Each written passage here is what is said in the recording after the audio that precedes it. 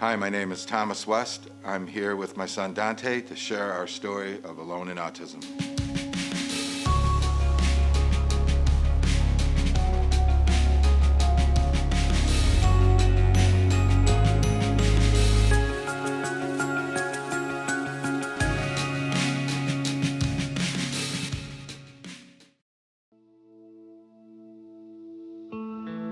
So at the age 2, I've noticed Dante just not doing what an average child at his age would be doing. I noticed that. No crawling, no, just nothing that would, there was nothing that was telling me that he was a normal child at 2 years old, that there were some issues I had to address. Sitting in his chair, in his high chair, I noticed him looking at the ceiling fans, just staring at them. I noticed he wasn't crawling, just playing with toys. He didn't play with toys, he just stared at the TV. He just didn't engage with anything that was just no emotion. No emotion is what I would very, very just distant, kept distant. And as time went on, I just knew that he was having these little fits, and he would rock in his high chair. He would just go from side to side. He would look at his food and dump it off the tray, and just was very, very, very disoriented of what was around him.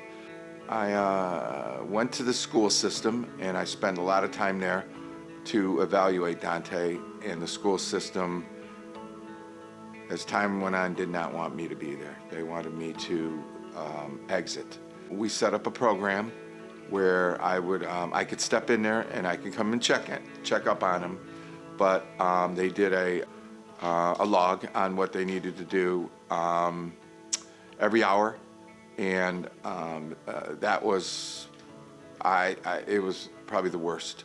I don't know if they really did it the way I would expect them to do it, and as a father, as me being a parent, they just they wouldn't change us. After 2 diapers, they would not. I think an hour or something, I had to come in and do the other diaper change.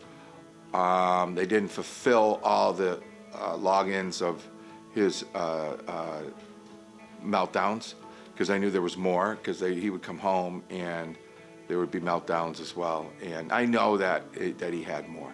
They didn't want me there to see what was going on. They wanted to do what they needed to do, and they didn't want to pay for anything more than what they had to pay for. He didn't change his clothes. He couldn't do anything for himself.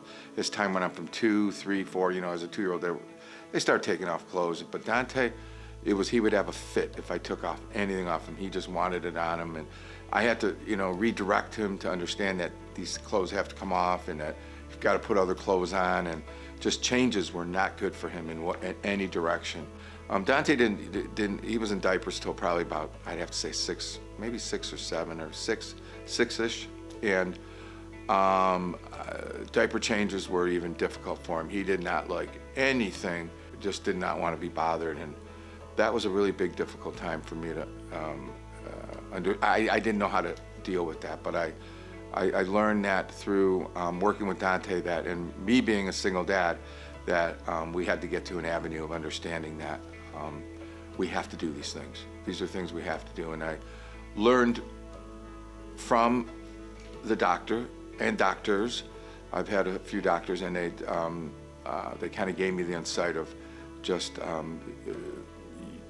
change him, direct him, make it a fun, challenging situation for him, and not so not being harsh on the situation, just more or less, let's make a game out of this. With a series of things that I've done with Dante, with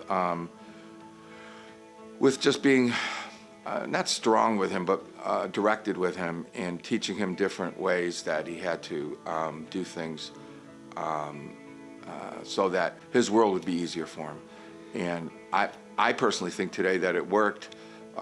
Today he's, again, 15-year-old boy that he's the running joke, as I tell everybody, I paid for him to talk, and I could pay for him to shut up. And he's your average 15-year-old boy, but still on the spectrum, and we work at it every day. We work at it every day. I went at my heart and my gut, and being a father, that I knew that these certain things were not working for him.